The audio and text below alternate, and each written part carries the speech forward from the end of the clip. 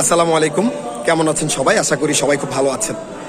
তো আমি আল্লাহর অশেষ রহমতে ভালো আছি। তো প্রথম ধাপের ত্রাণ কার্যক্রম বা উপহার বিতরণ কর্মসূচি শেষ করার পর আমরা আগামীকাল আবার যাব আমাদের ত্রাণ নিয়ে। আগামীকাল আমরা যাচ্ছি লক্ষ্মীপুরে। প্রথম ধাপে আমরা গিয়েছিলাম নোয়াখালীতে, আগামীকাল আমরা যাচ্ছি লক্ষ্মীপুরে। তো আপনাদেরকে দেখাই আমাদের এবারের ত্রাণ কার্যক্রমে কি কি থাকছে। তো এখানে দেখতে পাচ্ছেন সারিবদ্ধভাবে চাল সাজানো রয়েছে। আমাদের এখানে রয়েছে 2 কেজি করে চাল। আমরা প্রায় এবারও 200 জনের আয়োজন করেছি। এরপর আমাদের রয়েছে হাফ কেজি পরিমাণ ডাল। এরপর আমরা দিচ্ছি 500 গ্রাম করে টোস্ট বিস্কিট। এরপর বাচ্চাদের জন্য আমরা দিচ্ছি 1টি করে জুস। এরপর আমাদের এখানে টোস্ট বিস্কিট সাজিয়ে রাখা হয়েছে এবং মা বোনদের জন্য আমরা দিচ্ছি স্যানিটারি ন্যাপকিন। এরপর আমরা দিচ্ছি হাফ কেজি করে খেজুর।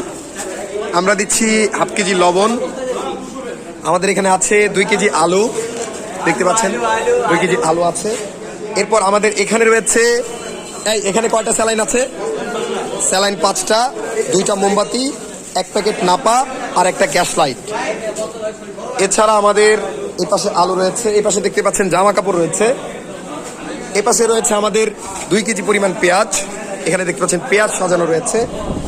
এছাড়াও আমাদের রয়েছে বেশ কিছু জামা কাপড়। এই যে এখানে আমাদের সব জামা কাপড় রয়েছে এবং আমাদের ব্যাগের উপরে মারার জন্য 1টি করে স্টিকার রয়েছে। এই যে বন্যার্থীদের জন্য উপহার হিসেবে। আমরা এগুলোকে ত্রাণ বলছি না, আমরা বলছি এগুলোকে উপহার।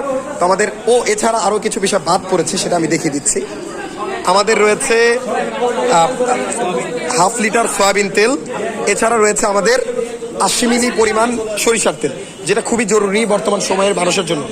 তো আমাদের ভাইরা, আমরা যারা আছি, আমাদের এলাকার সবাই দেখেন একত্রিত হয়ে একসাথে সবাই কাজ করছে।